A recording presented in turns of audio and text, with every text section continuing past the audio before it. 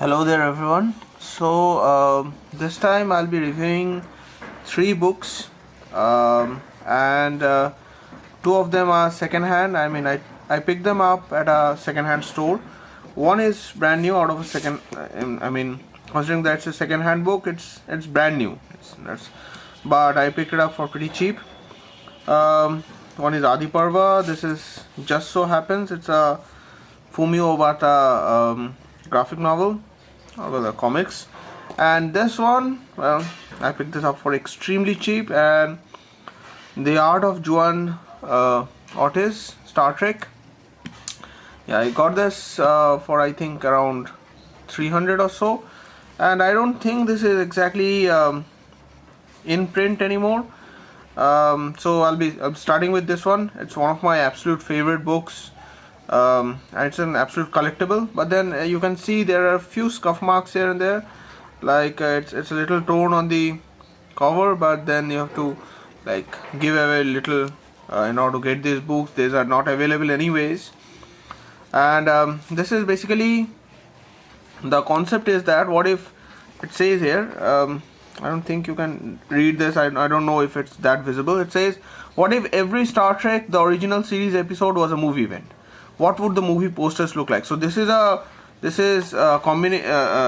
collection of all the original episodes of Star Trek made into a movie poster, and it's extremely cool. I mean, this is one of the coolest books I could find on Star Trek.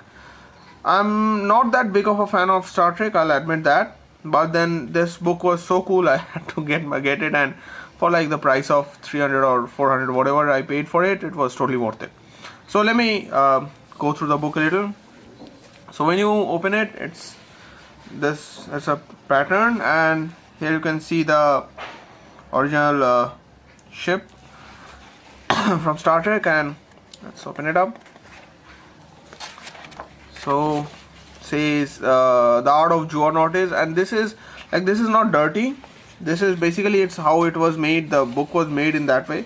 It's supposed to convey a very it's basically a kind of shade of white, and it says Art of Juan Ortiz. So see here, the contents are introduction, then season 1, season 2, season 3, and then index and commentary. So there's an initial interview with Juan Ortiz here.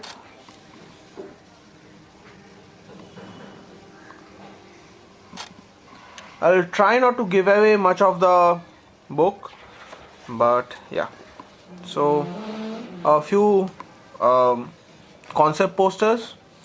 These are also covered on the inside, so let's just get to the insides. So you see here, like an original poster,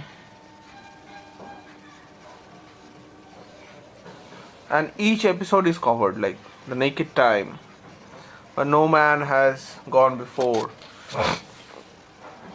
I mean, this book is so cool, it actually made me reconsider watching the original Star Trek in order to see how it relates, each of these posters, and I am thinking actually of giving it a go. So, and there are the nifty things that you can, like Miri, the Enterprise discovers another Earth, Star Trek starring William Shatner, Leonard Nimoy, and DeForest Kelley, written by Adrian Spies, directed by Vincent McEwen. I mean, this looks exactly like what you would expect a movie poster to be, and this even says, why was this episode banned in the UK. It's very nice. I mean, you get relate a lot of things.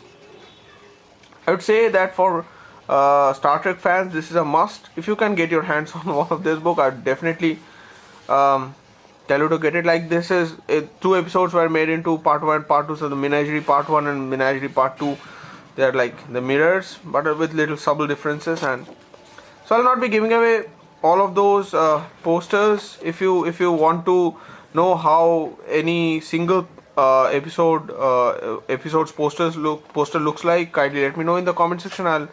I'll try to get a good picture and send it to you.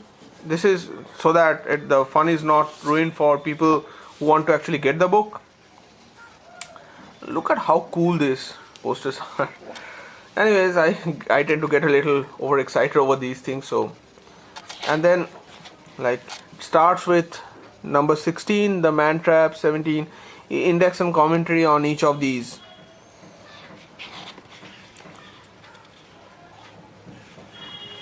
And then there's like say for example Kirk. So it says, you can't kill me, you can't, don't you understand, I'm a part of you, you need me, I need you. And I like how the reverse, and then there's a commentary, for example, I like how the reverse type complements the illustration. The style of this one was inspired by the Russian posters of the 20s and 30s, and like it's a detailed discussion on the whole thing. Another example, the empath.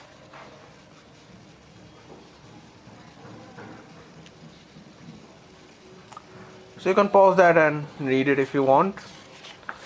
And that's out for this book. Skip that aside. The second book I'll be covering is Just So Happens. There's a pretty interesting book as well. It's by Fumio Obata, and the artwork is very unique, so to say. This was also from second-hand store, so you can like see it's slightly scuffed here, but then for like 180 to 200, I think it's a bargain. And then it's basically a kind of everyday story for I'll read the synopsis, so that will help. So that's on the back. That's a geisha. I don't know if I'm pronouncing it correctly, but I think it's geisha, Japanese geisha. So it says Yumiko is a young Japanese woman who has made London her home. She has a job, a boyfriend. Japan seems far away. Then out of the blue, her brother calls to tell her that her father has died in a mountaineering accident. Yumiko returns to Tokyo for the funeral and finds herself immersed in the rituals of Japanese life and death, and confronting a decision she hadn't expected to have to make. Just So Happens is a graphical novel by a young artist and storyteller of rare talent. Fumio Obata's drawing in particular is marvelous in its power and delicacy. And frankly, the drawing is really, I mean, the artwork is beautiful beyond words. Just so I'll give you a few samples. So look at this. I mean, it's beautiful.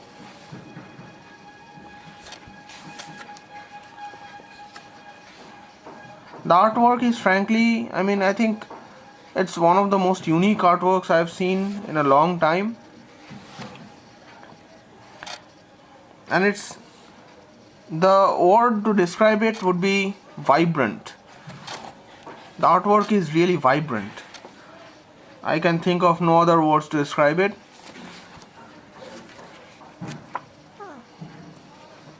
And there are a lot of Japanese references as well. Of course, since the book is based on Japan.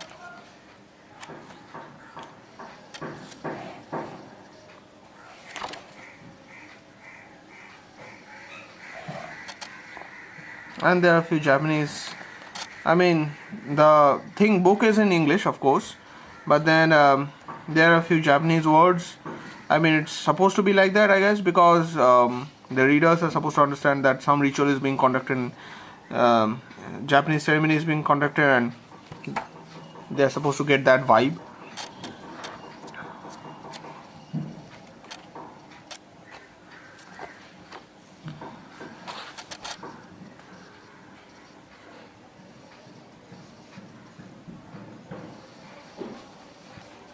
And yeah, that's about it. So I'll not be giving away the storyline. That's about it. So that was the second book in this review, and the third book I'll be covering is the Adi Parva, Churning of the Ocean. This is based on Indian mythology. So if you do not know what the churning of the ocean in Indian mythology is, I definitely ask you to go through this. The previous book was vibrant in its art. This is exactly the opposite. This is how do I put it? It's more like abstract on a very spiritual level. This is a collection of different stories as by a sutradhar. Sutradhars are basically storytellers. So in original in India in the ancient times, there used to be people who carried on the information in the form of information from previous generations in the form of stories, and this book is by one of those people who propagated the story through time. So the idea is that a sutradhar is telling a story which connects different parts of Indian mythology from different timelines, and everything is tied up in one thread. That's the whole premise of this book, and you can see the artwork. It's very different. The artwork is like hand drawn, fully hand drawn, and I mean all artworks are hand drawn, but then this is like a very unrefined kind of artwork, but it has different kind of charm to it. The whole book is written in such a way that this is exactly the kind of artwork that would mesh with this. The pages are glossy, and every page is like that. And like it's divided into sections. This section is called Navigators of the Multiverse. It combines few different concepts all together and makes it into a single coherent story, which spans from the creation of the universe all the way till the end of Mahabharata, I think. I've read through this book. It's a very good book. You can read through this in like one sitting of around 1 hour. Look at this artwork. Beautiful. Like the previous book was clean in its artwork. This is more like abstract. I love both.